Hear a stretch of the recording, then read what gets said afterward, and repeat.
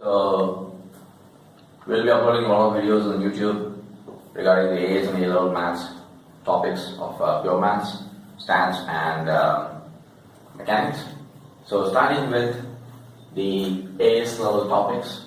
So the subject code is 9709 and the pure maths code is 12. Now in this we're going to see the different topics because you guys are aware that this year the syllabus has been revised. And we don't have vectors in AS level, and we have topics called like the quadratics, the functions, we have sequence and series, we have coordinate geometry,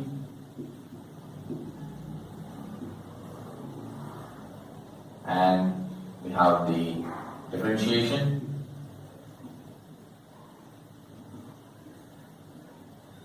and we have integration, and finally we have the trigonometry part, which includes the circular measure,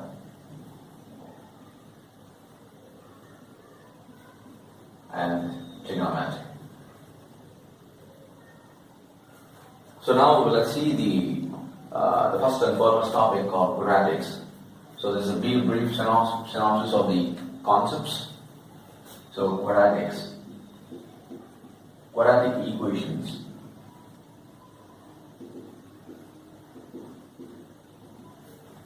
We also learned in IGCSE the quadratic equation stuff. So let me recall. So y is ax squared plus bx plus c.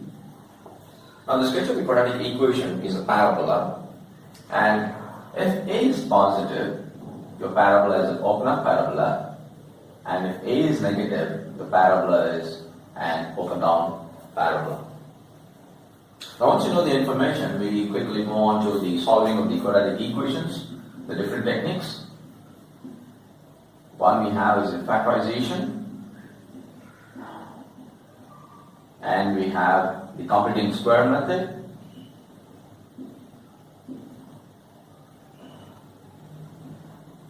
and we have the quadratic formula method. So these are the three main techniques you'll be always learned in IGCSE. So one is the factorization technique and the complex squares and the quadratic formula. Now coming to the factorization technique, this factorization technique mainly involves, the method involves and called the splitting the middle term. Splitting the middle term. And what does it exactly mean? Now for example, you have x squared minus 6x plus 5. What I'm going to do with this quadratic equation is that I'm going to split the middle term. So my middle term is this in two terms. So how I'm going to do this is basically I'm going to consider the constant 5, the excess term, and find the two numbers, basically called the factors, such that the product will give me 5 and the sum is negative 6. So the best option I have is always negative 1 and negative 5. The other option I have is plus 1 times plus 5. Now plus 1 times plus 5 will give you positive 5, and negative 1 times negative 5 also give you positive 5. But when you add negative 1 and negative 5, you get negative 6, and this is a requirement. So you want to split the negative 6x as negative 1x and negative 5x. And you write the other terms x squared minus x minus 5x plus 5. Now you pull out the x common in the first two terms, and negative 5 common in these two terms, whereby you find again x minus 1 is a common factor, so it gives you x minus 1 times of x minus 5. So this method is called basically the factorization technique, involves the splitting the middle term. So moving on to the completing square method. So the completing square method, you need to express a quadratic equation, for example, x squared minus 6x plus 5. This has to be expressed in the form of a times of x plus b whole square plus c. Where you find this is completely a square term, and that's the constant term. Now how are you actually going to do this? So what is this simple technique? You just find the half of the x coefficient, which is negative 6. So negative 6 half is negative 3. You find the square of that. So negative 3 whole square is 9. Now what you're going to do is basically, you're going to write x. You got the term half of negative 6 is negative 3, you got to write negative 3 whole square. And you get on the 5 here and subtract the 9 from it. So that gives you x minus 3 whole square minus 4. Well, this is called the complete square method, and it's a very simple technique. And in detail, if you want, you can email me to understand how we can actually work out using the algebraic identity a plus b whole square, which is a square plus 2ab plus b square, to actually work out the actual formula. But this is a very simple technique which allows you to make the square for any quadratic equation. Now, what is the quadratic equation? The complete square method is going to do. The complete square method will help you to figure out your vertex or the parabola. So, when you equal this part to 0, you get x equal to 3. The whole thing when it becomes 0, you get y equal to minus 4. So that's a vertex. The vertex is nothing but the turning point of the parabola, where it can be either a minimum point or a maximum point. Now, for example, if the parabola is open or parabola, the vertex will be obviously a minimum point. And if the parabola is open on parabola, there is a case when A is positive and there is a case when A is negative. And in this case, you find the vertex to be a maximum point. So this is the vertex. And also, the line of symmetry, you can also figure it out. It is the x coordinate, so simply write x equal to 3. It's called the line of symmetry. The line of symmetry is x equal to 3 and the vertex is 3, 4. So hope it's clear so far. So let me move further on to figure out what the applications of the vertex and the line of symmetry. And what are you going to actually do with the vertex and the line of symmetry.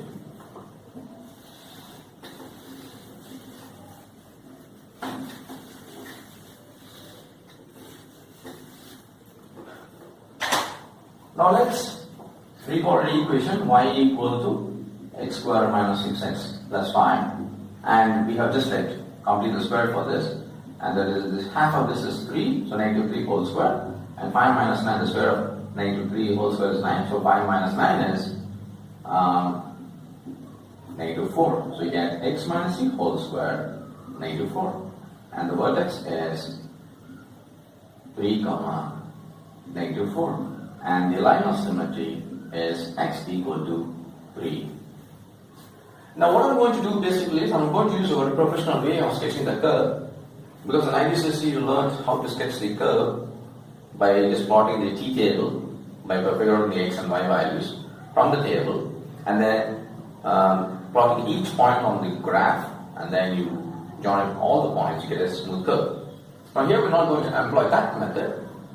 We're going to apply a very professional way, and that way is basically you're going to just draw the x and y axis, and before that you also need to figure out your x-intercepts. So basically when you factorize this, which we've already done, and solve it, you can get the two x values, which is x equal to 1, 5. So these are your x-intercepts. Now similarly, try to find if you have any y-intercept.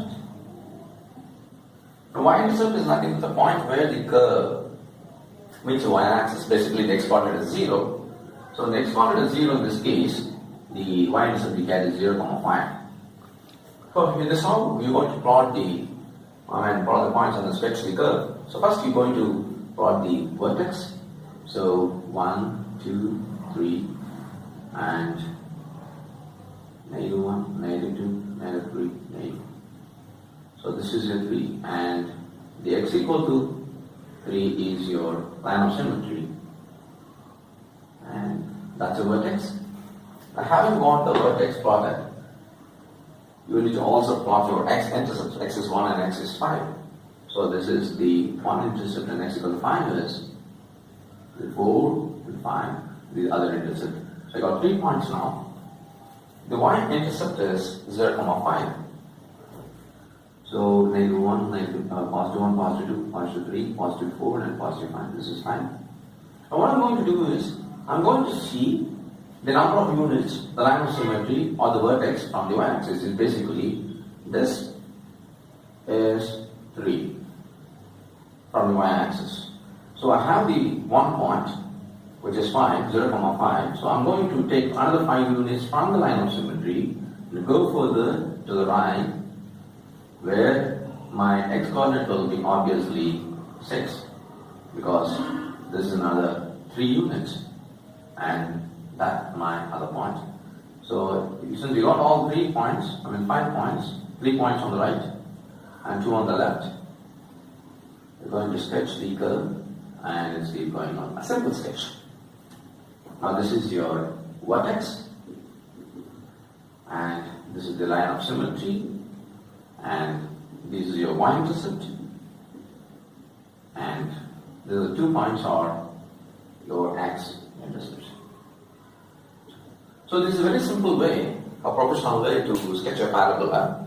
And in fact, you need to learn this method because you might be applying this technique in your mechanics where you're doing the kinematics or sketching the velocity time graph. So in those, at that time, you will be like have given 3 different pieces of curve between different time intervals, and you cannot actually take much time to sketch the curve. So it should be very fast in applying this technique over there. So this technique really help you a lot at that moment. Now once you know how to complete the square and sketch the curve, now we can also see from the vertex, we can also learn from the vertex, this is the application of the concept in functions, that the parabola starts with the least value -4. From -4 it goes up. So the least value of the function is basically -4, and from there it goes up. I can say my range of the function is that it takes all the values greater than or equal to -4. So this is basically called the range. And anyway, we'll do this while you're dealing functions.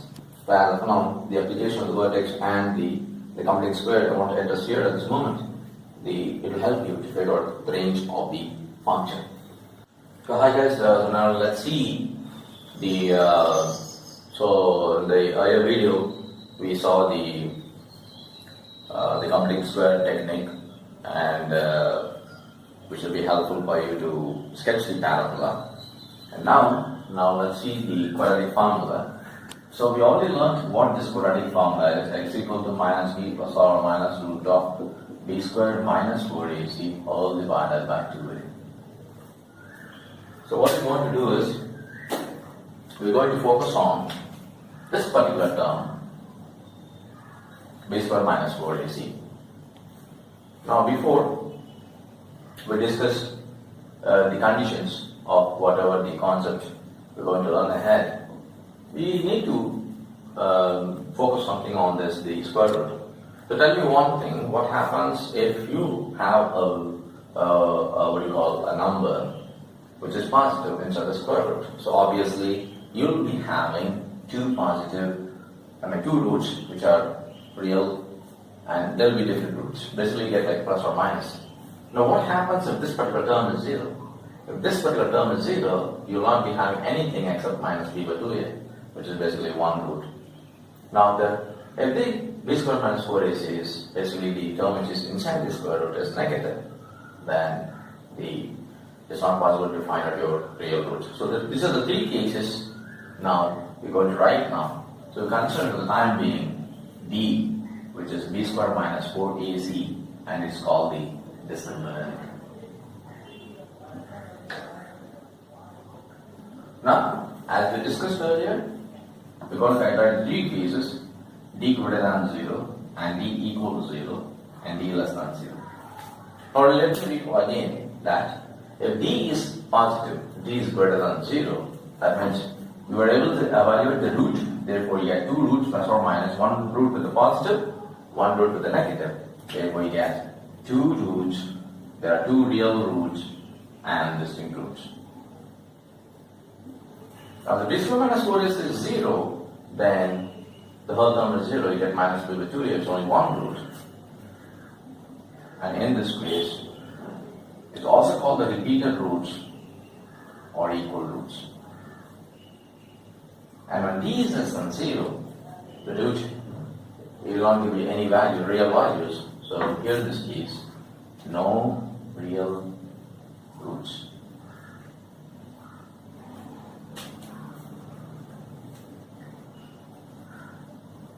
So d greater than 0, the roots are real and distinct. You get two real roots and distinct roots. D equal to 0, you have one real root, equal roots, repeated roots. And if d is less than 0, no real roots. Now how are we going to actually apply this concept? So basically you might have been asked in your CIE questions, CIE board questions, that find the nature of the roots without actually finding what the root.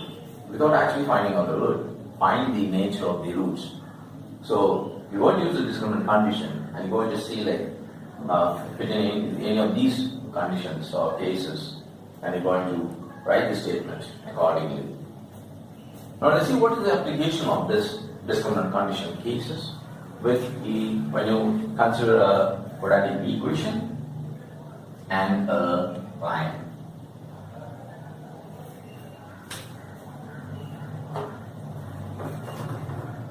So considering now a quadratic equation and a line. Now see, it's a very simple thing to understand. You have a quadratic equation, a parabola, and you have a line. Now let's say the line intersects the curve at two distinct roots. Here, the line intersects the parabola at two distinct roots, and it makes things for us to refer to the case when you compare with the discriminant condition here, and see the two real roots are here. So when you are given a line and the curve, you're going to equate the line equation and the curve equation. And after you equate the line equation and the curve equation, you get one combined quadratic equation, and then use this condition d greater than 0. Now similarly, if the line intersects the curve at one point, it's called the tangent in this case. So the question will be like this. So find the possible values of k, which is a parameter given in the line, either in the line or in the curve equation, given that the line is a tangent to the curve. So line touching the curve at one point, basically called the tangent. So here the point of intersection is 1, so basically one root, and the condition refers to that is basically d equal to 0. So this is the case of d equal to 0, this is the case of d greater than 0. You again equate the line equation and the curve equation, and you combine them to get one single quadratic equation, and then use the condition of the discriminant d equal to 0 and evaluate the parameter what has been asked in the question. Now the other case is that you have a curve and line. But this time the line is not intersect the curve at any point, so there's no solutions at all. The line never intersects the curve, so no solutions. So in this case, your d is less than 0.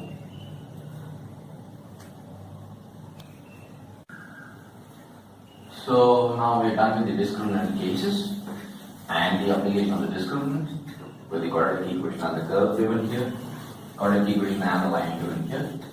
So now we'll see something about the quadratic inequalities.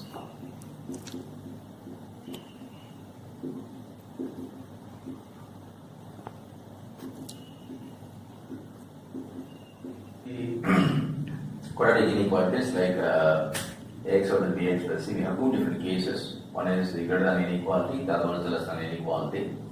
Now, so what you're going to do is like basically you're going to find out the two solutions or the roots of this quadratic equation, basically called the critical points, and you split the number line and you find the solution to be always away from the two roots. So basically x less than x1 and x greater than x2 are. This is not just a theoretical statement. Ask me to remember, if the quadratic inequality is greater than 0, the solution will be away from the two roots, but you can mathematically determine to find out if you split the number line into three different intervals. So one is this, one is this, and one is this. So this is basically x greater than x2, and this is between x lying between x1 and x2, and this is x less than x1. Sorry. So you take different test values from each of these intervals and plug in the quadratic equation. You obviously find this area that is to the left of x1 is positive, and to the right of x2 is positive. But you cannot keep doing it every time, so it's a very simple way to remember that quadratic inequality, if it is greater than 0, then the solution is always away from the two roots. But similarly, you have a quadratic equation, so the inequality is basically less than 0. So you have two roots, x1 and x2 again. In this case, the solution will be in between the two roots. We can understand this better by a diagrammatic representation. So for example, let's take the equation x squared minus 6x plus 5 greater than 0. So as I was telling you here, that for the greater than inequality, the solution is away from the two roots. So here, if I solve this quadratic equation, I would get x equal to 1 and 5, because this can be expressed as x minus 1 times x minus 5. And when I solve it, you get x equal to 1, 5. Then this is a positive, when the quadratic equation is greater than 0, the solution is away from the two roots. Now, if it is less than 0, x squared minus 6x plus 5 less than 0. So again, we have two solutions, 1 and 5. In this case, it is in between the two roots. So x lying between 1 and 5, and here x less than 1 or x greater than 5. Now actually, when you look at this curve, you can actually understand better when the intervals where the curve is positive and negative. So here, we already know the counting square for this. The vertex is basically 3, negative 4. So the vertex is 3, negative 4, and the two solutions are 1 and 5. And the curve goes up like that. And this value is basically fine. Now you can see here, this area, basically just the x value is 1. To the left of 1, for all the x values less than 1, the clear curve is positive, it's about the x-axis. And for all the x values more than 5, the curve is positive. So that's the reason we're saying, so for all the x values that is away from 5 and 1, your curve is positive, which is this, the curve is positive. Similarly, between 1 and 5, your curve is below the x-axis, beneath the x-axis, it's negative. Therefore, the curve is negative between 1 and 5. So the mathematical interpretation that we given can be linked to graphically as well. So this is all about the quadratic inequalities. So in a very short way, if a quadratic inequality is greater than 0, it's away from the two roots, and if the quadratic inequality is less than 0, it is in between the two roots.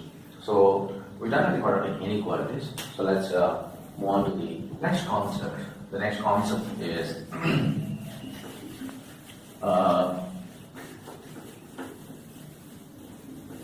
quadratic equations.